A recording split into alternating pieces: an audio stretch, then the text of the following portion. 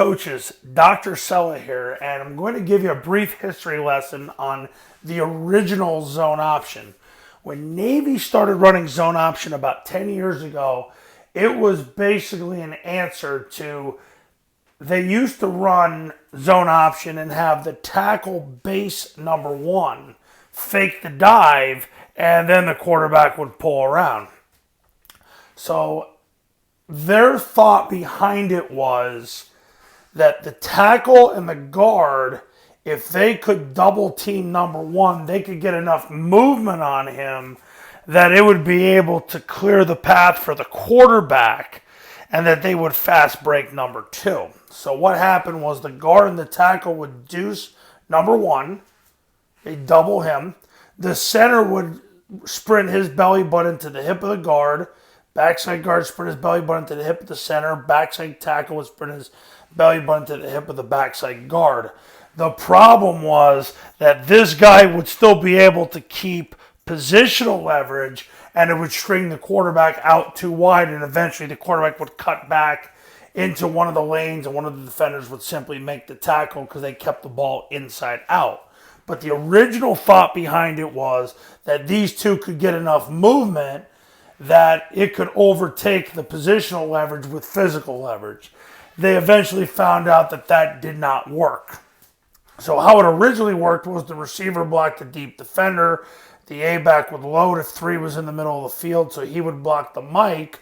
Unless the Mike blitzed, then he'd end up on the safety, and then the B-back would clear the levels, and he would basically load it and block the Mike to the free safety.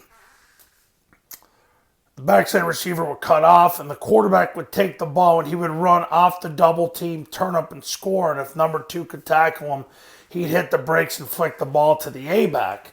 But once again, what thwarted it was that number one was able to keep positional leverage by staying outside and fighting outside and turning the ball back inside.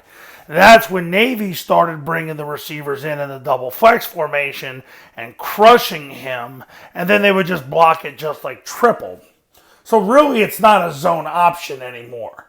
It's basically just a two-way option where the receiver crushes number one.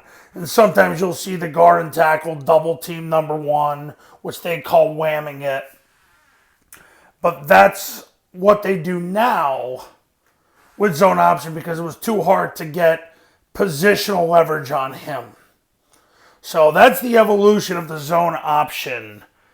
And it really isn't a zone option anymore. It's just a double option where the receiver loads number one so they can get the ball outside. Or as my great friend Ashley Ingram says, the receiver builds a wall in the C gap and the quarterback and A-back make them pay for it in the D gap. So that's the original zone option. And coaches, if you're looking to install the triple option offense the Army way, the Navy way, the modern flexbone way, based on what Army Navy did in 2019, give me a call, 570-332-0265, 570-332-0265, and go to tripleoptionfootball.com and check out the academy, the camps, and the testimonials. And I'll see you in the next video. We will talk then.